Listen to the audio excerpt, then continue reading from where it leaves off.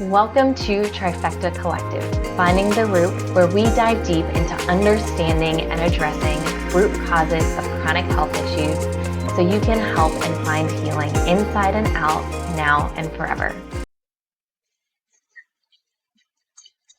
Collective, Finding the Root. I'm Megan Abbott, owner and founder of the holistic health practice Trifecta Collective. Welcome to the podcast. So today I want to talk about grief. And there's many forms of grief that many of us, potentially even most of us, experience when we're going through our own healing journeys. And this can really kind of come in waves and in phases, and this can look really different for people. And so I want to touch on probably all of these today, and then potentially do some other episodes where I dive a little bit deeper into how I've worked and how I've helped clients work through some of these different types of grief. But I think it's important to acknowledge this, and I am going to talk about grief as it relates to losing someone or losing people as well today in multiple capacities. So before I really dive in, invitation here to recognize where you are emotionally at this moment, and is this the best time to listen to this podcast? And it may bring up, if you've lost people in your life, once again, this doesn't mean just they're no longer physically here on this planet.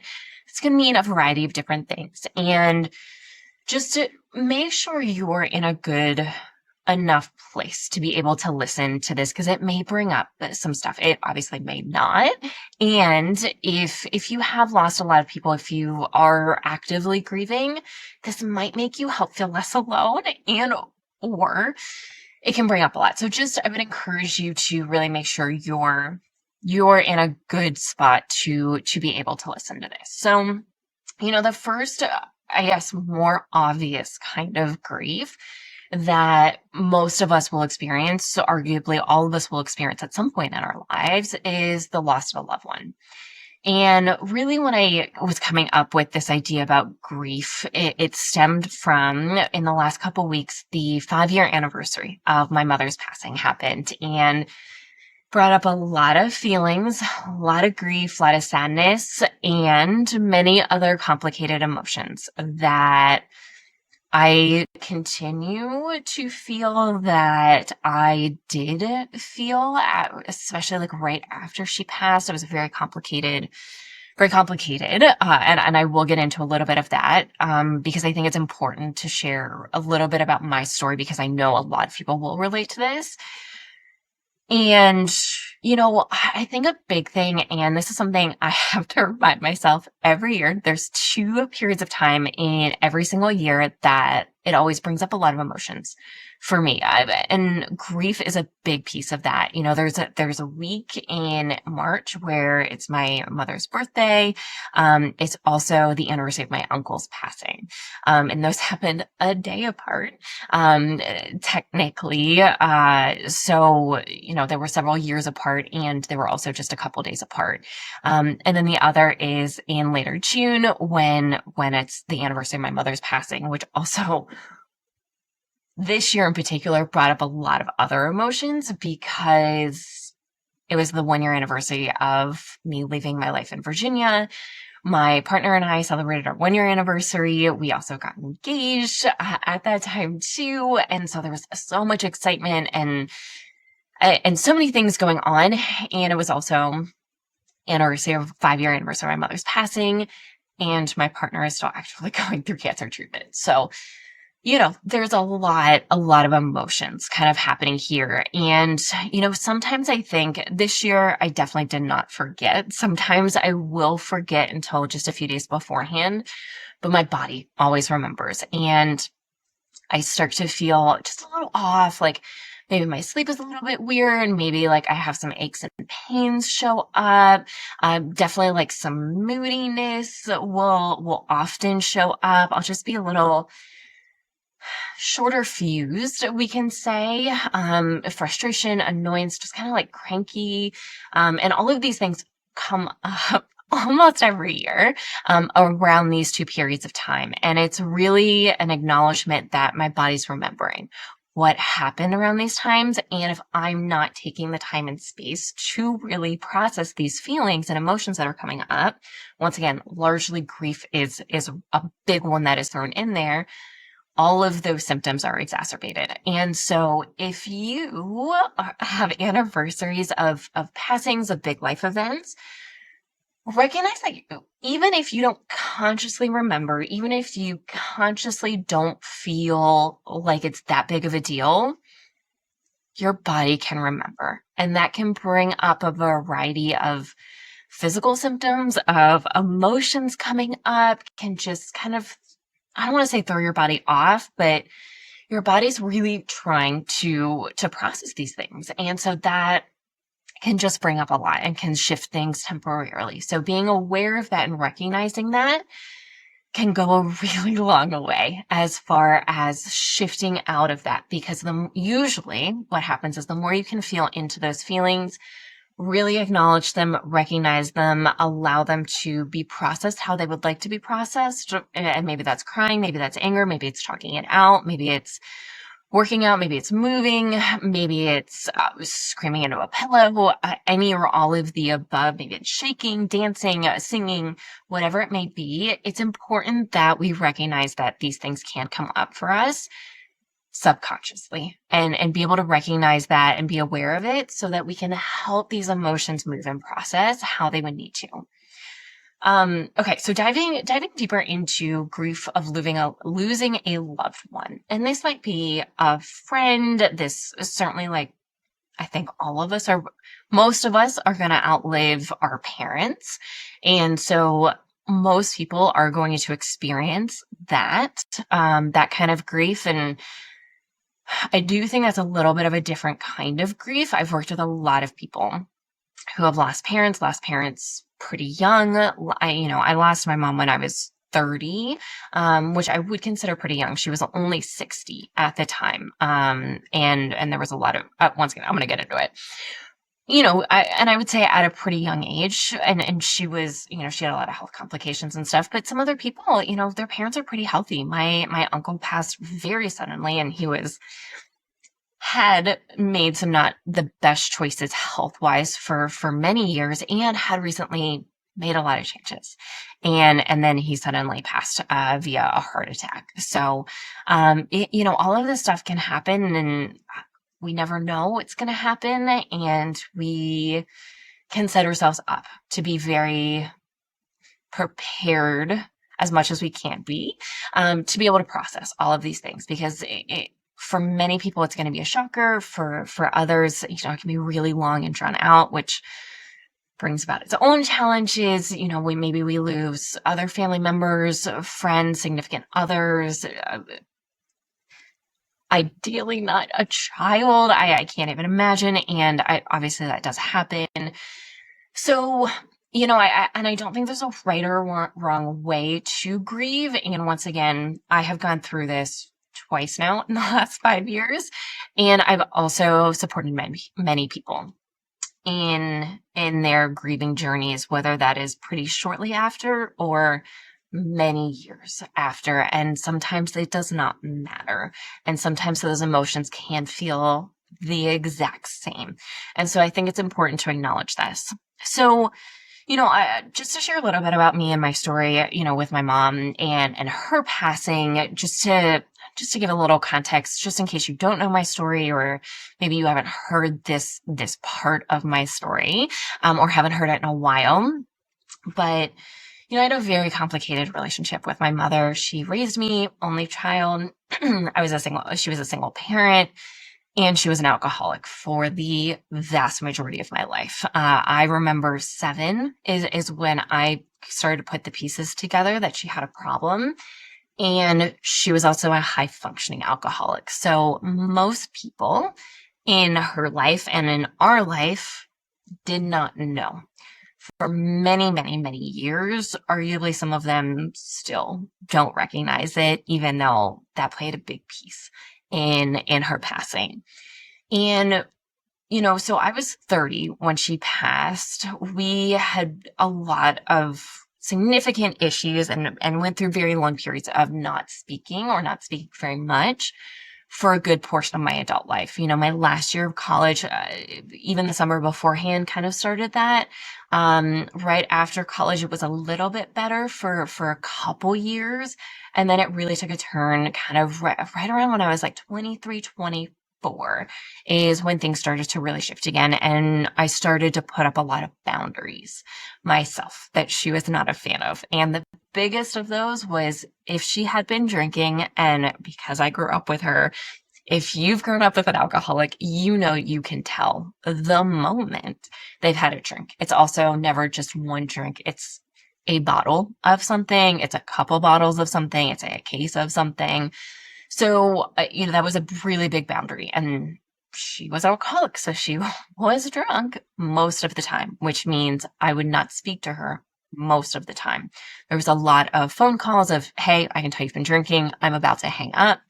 There was a lot of, no, I am not coming to see you anymore because I need this space. I need some time to be able to work on my own healing journey. And then there was two kind of events that really led to us not communicating for the last several years that she was alive. And coincidentally, they were both weddings. The first one was she made a really big scene. She was drinking. She made a really big scene. I had come up. I had driven to go to this wedding. And I was really there to support my uncle. I went back and forth quite a bit about going and not going. I honestly did not want to go because I knew she would be there and she was bringing her significant other of the time, which did not help anything. And she did cause a scene. I ended up leaving that night. I was there for maybe 3 hours in total. And, I couldn't do it. And so I left, within a few hours of just getting there. And I spent some time there to support my uncle, who was arguably the person in my family who I was closest with. And I left. And that really started to put some big space between our relationship because that's exactly what I was expecting. And when that really solidified for me, I put up stronger and stronger boundaries. A couple years after that, once again, another wedding. And I was like, look, if you are drinking, I will absolutely not speak to you.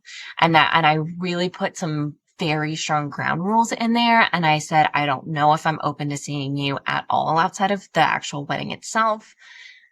I'm going to have to play it by ear and see how I feel, see how things go. And really for me, it was a test of if she can show up to this wedding and be a sober individual, then I might consider, having dinner with her or doing something with her while I was up there with her. That was not the case.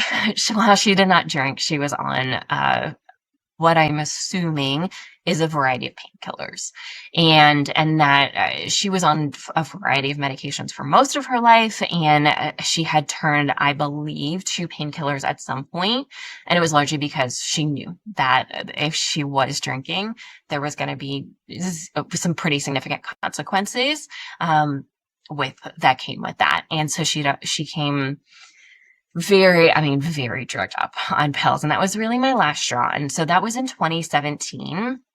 And 3 years later, she passed, pretty much almost exactly 3 years later, she passed.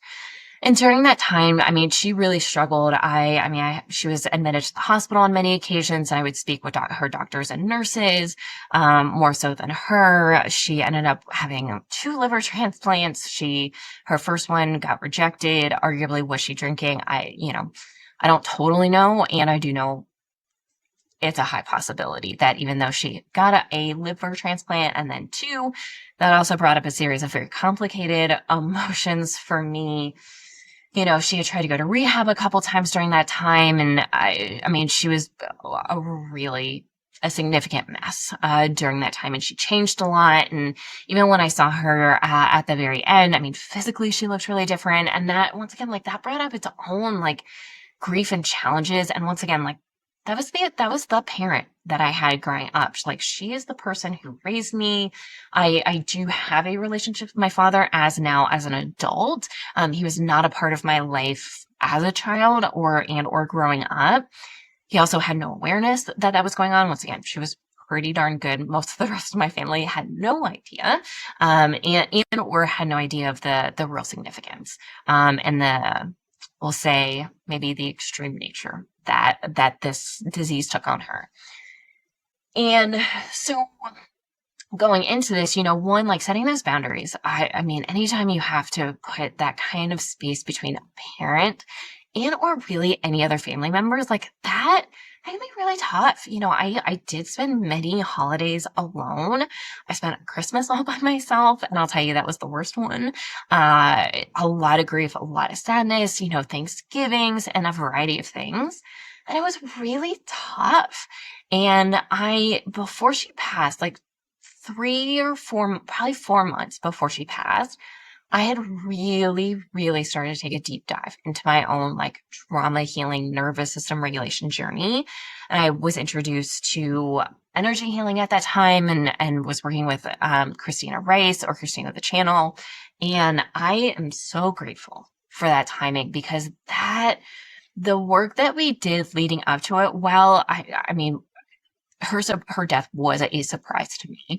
I'll just talk a little bit about the series of events without getting into too much detail. But, I'm so grateful that I started that journey ahead of time, because as hard as that was, I think it could have been way harder, and way worse. And I would say it took me about 1.5 years to process that kind of grief for me.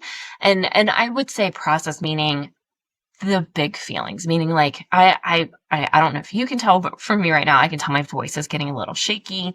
There are emotions coming up. So it's not like I don't get emotional talking about these things, or remembering them, or thinking about them. And I'm able to do that without completely breaking down. And for me, that's a real sign that I've done a lot of my own processing when it comes to the grief work, which is where I think is very healthy. Where, of course, anytime we talk about someone passing, we can miss people. It can bring up a lot of emotions. Of course it can. And I think recognizing that, but not being so overconsumed by that emotion, I do think that goes a really long way. And so, I was doing all this prep work, and then I got a call all of a sudden. She was in the hospital. This was on a Thursday. My uncle called me back in the hospital. That, not a surprise to me. She was in the hospital pretty regularly the last, like, probably 5 years of her life, as she was getting worse and worse. Even before the transplants, they told her years beforehand, hey, you have cirrhosis of the liver. If you don't stop drinking, it's going to get worse, and you're going to go into liver failure, which is exactly what happened. But I got a call on Thursday saying, hey, she's back in the hospital. Nothing crazy. Saturday, I got a call being like, she bumped her head. She had fallen. She bumped her head. Things are a little iffy. Sunday, I got the call.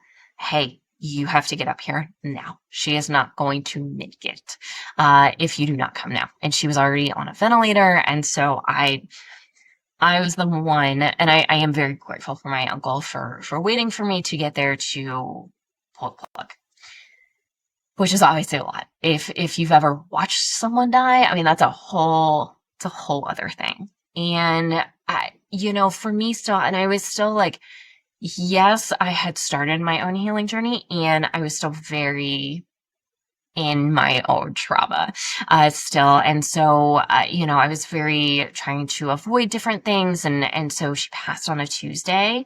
And I stayed until Wednesday. I only stayed one night. And that was to help her, like, obviously pull the plug. And then I spent some time with my cousins, and they helped me clean out, bits and pieces of our apartment, which was a total wreck, and grab some things that I wanted to grab. And then I drove back down to Virginia, which was a lot in and of itself. And there's a lot of other things that kind of happen in that 36-hour period that I won't share, because they do involve someone else, and I'm going to be respectful of them. However, it was a lot. And I mean, driving up, I was a total wreck. Coming back down was a little bit better. I think it was more shock than anything else. And then I spent the next several days just like not knowing what to do with myself and really like in the thick of it. And it was very challenging. And invitation, if and when you do lose someone in your life, like if you can give yourself some space and some time without maybe all of your responsibilities or as many as you can kind of put to the side momentarily, I do think that goes a long way. I'll say if you're supporting someone who's grieving, one of the best things that felt very supportive of me was food. I had a couple people like give me DoorDash gift cards or, bring me food and things like that. And that was extremely helpful because one of the last things I wanted to do was cook for a couple weeks, kind of following that. Um, I think a lot of us have our own different kind of trauma responses that kind of kick into play. For me, it was avoidance, and numbness. And I just like didn't really know what to do with it. It was just like a lot. It was coming in waves. And that is totally normal. And once again, like I think the more we can give ourselves some space and some time to feel into those emotions, to be able to process them, the better. And maybe that looks like time by yourself. Maybe that looks like time with other loved ones or friends, just someone. The other thing I'll say, and people may have different opinions about this, but now this has happened to me several occasions. But anytime I've, like lost someone or kind of started to go through something big, people always want to send me books. And while some people may find that valuable, I had some people who were not close to me, who were maybe close to her when she passed, send me some books. And I was not a fan of them. Most of them were quite religious in nature and just like totally not my vibe. Like I was going through my own process and, it was very nice to hear from people and for people to reach out. And at the same time, I really didn't want people to tell me how to grieve, and be like, you need to do this, or I'm so sorry. This is such a tragedy and da, da, da. And it was very hard for me to explain to people that while I was extremely sad and definitely grieving, there were some other emotions that were coming up as well. And, relief was one of them. A sense of freedom was another one. And I think if you've grown up with a very trauma-filled parent, it is normal to feel all of these emotions and can also bring up another wave of guilt for feeling those emotions. And once again, like I know this isn't just my story because I've worked with so many clients at this point who have also felt this way. And I will also tell you that my life opened up quite a bit. And the timing of this was also a little odd. This was in the middle of COVID. And so there were some restrictions within the hospital. We were able to manipulate some things, so that I could go see her and I didn't have to be alone, when I went to go see her. And I was about to get married for the first time. I was like, let's see, that was the end of June. I was getting married beginning of September, so like 2.5 months before I was getting married.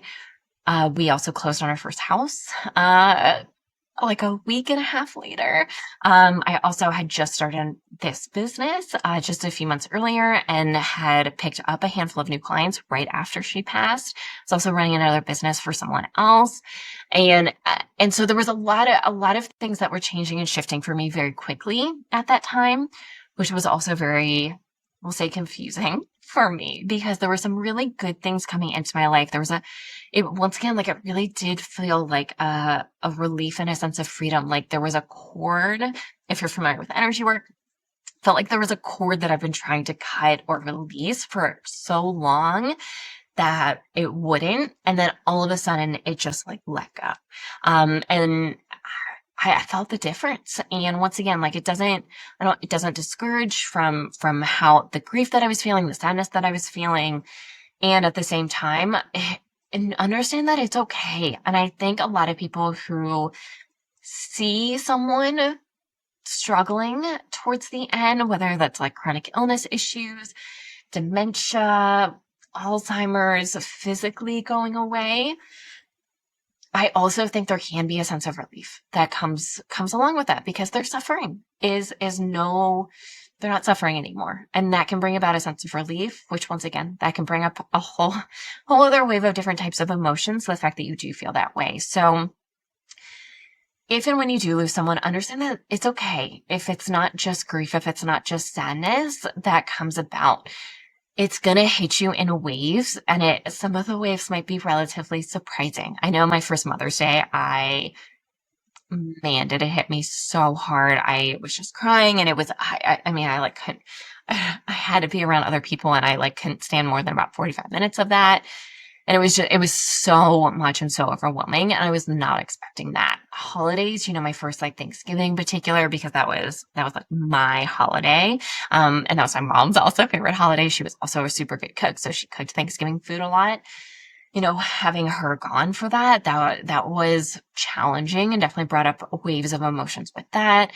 And so understand that, yeah, these things can kind of hit you out of nowhere, and that's okay. And once again, the two biggest things that I can just recommend to you is, one, like, give yourself as much space as possible. And then number two, like, try and ride the waves. If you feel the grief, like, let it come out, because otherwise it's going to get stuck. And if we think about grief and sadness, and if we think about, like Chinese medicine and the energetic bodies, we think about the lungs in particular. Really hold on to grief and sadness. And I know I personally experienced actual physical health issues, like breathing issues, as a result of the grief that has been coming up, and me not letting it come up. And so that is a real thing that can happen. I've experienced it on many occasions at this point, where I start to exhibit physical symptoms if I'm not letting myself like really feel into my feelings. And sometimes I need help with that. Sometimes I need my partner, or sometimes I need, like a friend, or like one of my coaches or mentors. And that might look different depending on where I am, or what's coming up for me, like where I'm feeling it. Is that like, psychedelics have played a really big role for me in that too, and being able to help me feel and process and allow things to be released. And so is energy healing, so has talk therapy, so has somatic work. I mean, there's so many tools and resources, and it's about, I think, there's so much value in trying all of them, or many of them, and seeing what resonates for you, so that when you do feel things coming up, you have different tools that you can just kind of pull out, and whatever tool feels the best for you.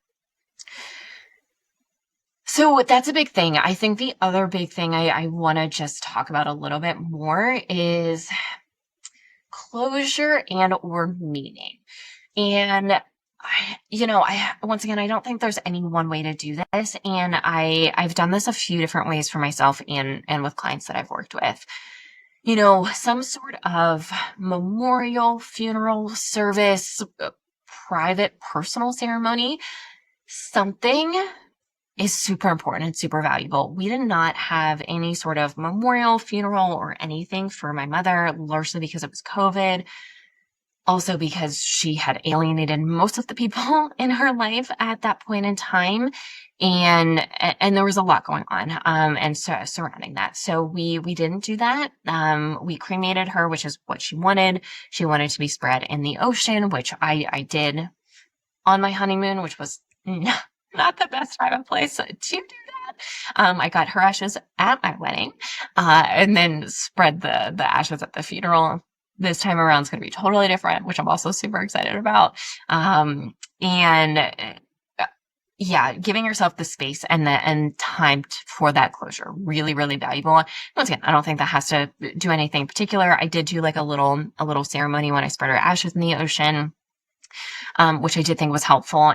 And the other thing I did, and this took me a few months to do, was I wrote my own eulogy. I wrote a letter of what I would have said, or what I would have wanted to say had she had a funeral or a service. And it was just for me. I didn't do anything with it, except just write it for myself. And letter writing a eulogy, voice recording something. What would you want to say to them? What would you want to say about them? that can go a really long way. I've written a lot of letters to my mom, never given them to her. And I burned many of them because it's been for me. It was not for her. It was for me. And then once again, it was just a lot of processing emotions and mixed emotions, a variety of emotions coming up here. So if you also feel this way at any point, one, know that you're not alone. Two, it's okay. Whatever you are feeling is okay. There is no right or wrong way to feel. And when my uncle passed, just under less than 2 years after that, there was a different type of grieving for me. He was not the person who raised me, and we were not super close when I was growing up, and that changed in my very early 20s, right around when I was 20. That really started to shift and change for me, and he went through his own struggles and had his own issues, and after my mom passed, he really started making some changes, and we really resonated in where we were in our healing journey, in our own healing journey, and how that looked being surrounded by people who maybe weren't on their own healing journey, and what that really looked like. And that was a very special time for me to be able to connect with him in that way.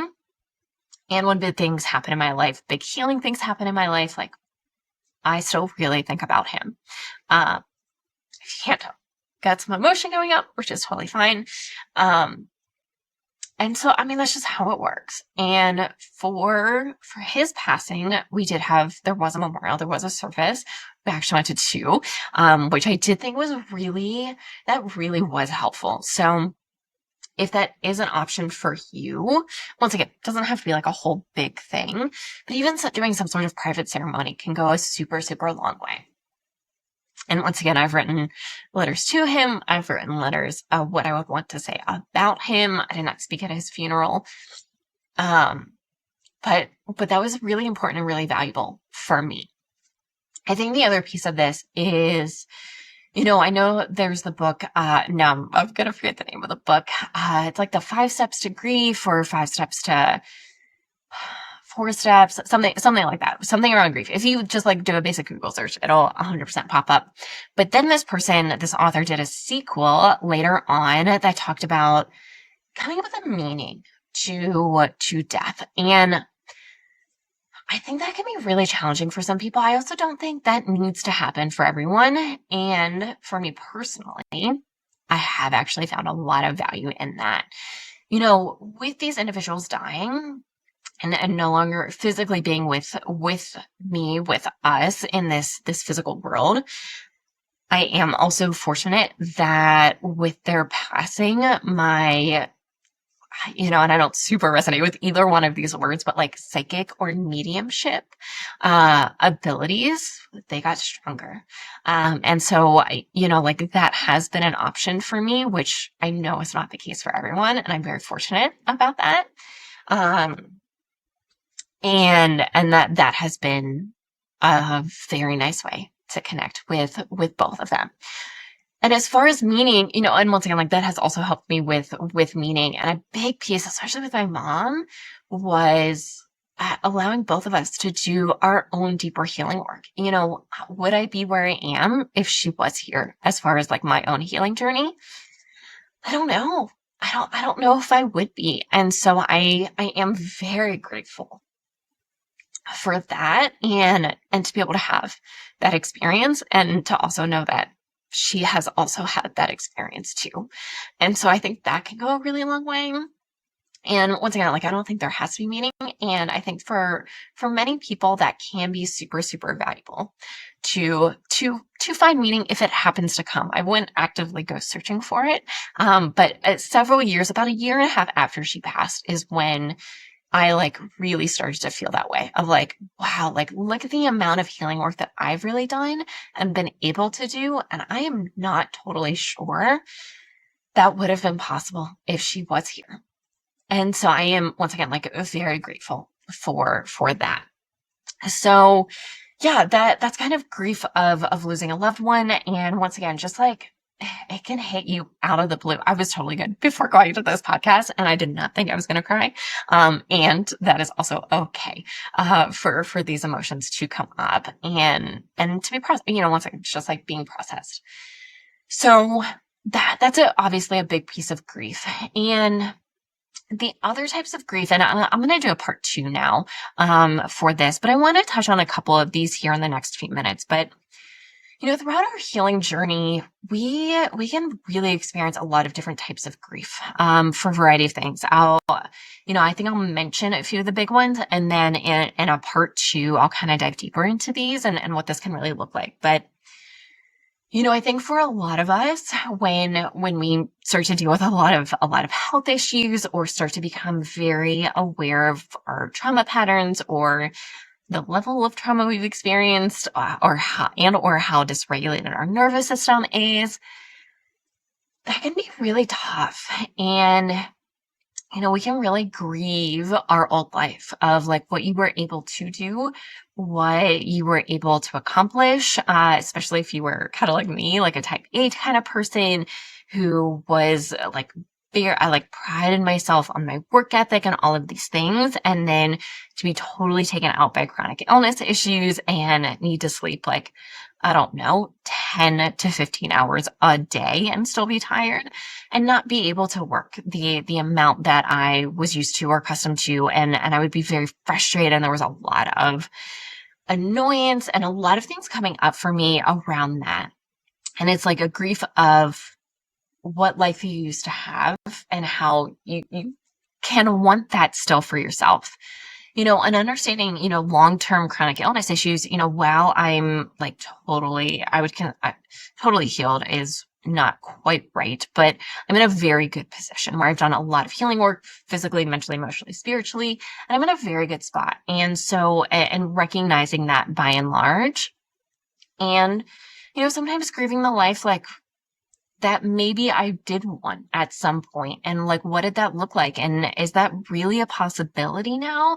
And it's not necessarily what I want now. And that doesn't mean that because it was a big part of my life for a period of time, doesn't mean I think about that. And so I think it's important to understand that. And maybe you do have some longer term limitations and recognizing that, I think, and sometimes I think this is I'm getting older and I can no longer, go out and drink until midnight and like wake up at 6 a.m. and go to work and like still be okay. And that's super sad. Or, go run a marathon and like totally be okay and all that kind of stuff. And being like, well, maybe our bodies are not like that anymore. Or maybe we can't handle that anymore. Maybe it probably wasn't the best for us in the first place. And that can bring up like waves of grief of, not having the same capacity, quote unquote capacity, as we once had. And that can be sad. I think a really big one is outgrowing people in your life, in your healing journey. And this is a really big one.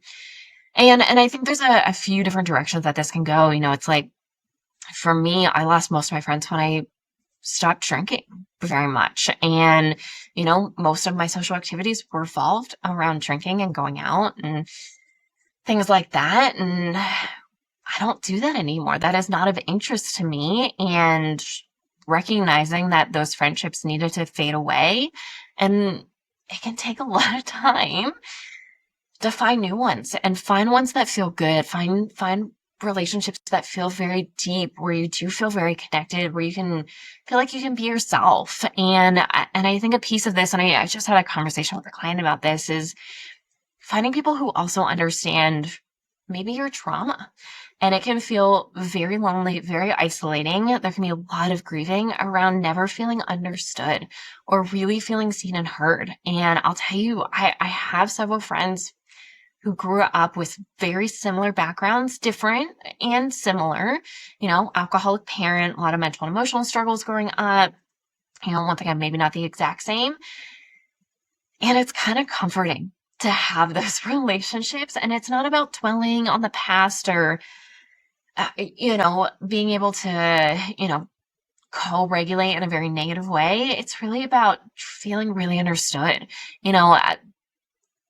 growing up with an alcoholic parent, I mean, it's a very specific experience that most people don't get to experience, thank goodness. And for those of us who did, yeah, it's a lot. It really is. And there, once again, like, when your parent dies and they've been an alcoholic your whole life, the complicated emotions and people not understanding that, wow, yes, you were very sad and there's a lot of grief coming up. And there can be a whole bunch of other emotions also coming up. And so having those relationships, like, where do we find those? How does that really look like it really work? Having to take time and space away from family, setting up these really strong boundaries, having to be by yourself, and these feelings of loneliness and grieving, having really close family and friends, and maybe you've had to, unfortunately, set some really strong boundaries with many people in your life, potentially everyone in your life. And what does that really look like? And that can bring up a whole lot of grieving too. And so recognizing all of this, that there's a lot of grieving that can happen throughout our healing journey, and grief isn't specific to just physically losing someone in our lives. And this can come about with a lot of different types of experiences. And it's a very, very common when it comes to healing journeys. And know that you are not alone. There's nothing wrong with you if you are experiencing a lot of these feelings. And really, the biggest thing I can encourage you to do is, one, reach out to people who you do trust. And if you don't really have anyone, reach out to us. I've been through a whole bunch. The rest of our team has been through a whole bunch. And even if it's not exactly the same, I bet we can relate in some different ways, and know that you're not alone. Giving yourself yourself the space to feel those feelings, also super, super important. So, and I know it can feel very hard. I know it can feel very overwhelming. And once again, in part 2, I want to dive deeper into all of those things and some more specifics of what and how they can look, and some suggestions, and some additional thoughts as to what this can kind of look like and feel like. Because once again, I've been there, and I've worked with so many people, so many women who have also experienced this. So I think I'm going to wrap it up there and kind of leave it at that. Thank you for listening. Thank you for listening to and having some of my own emotions come up. And once again, that if you had a lot of emotions come up during this episode, you are not alone. Invitation to continue to feel and process all of those emotions. As always, please like, subscribe, follow if it resonates. 5-star reviews really, really, really mean the world to us. And thank you for listening, and I'll see you next time.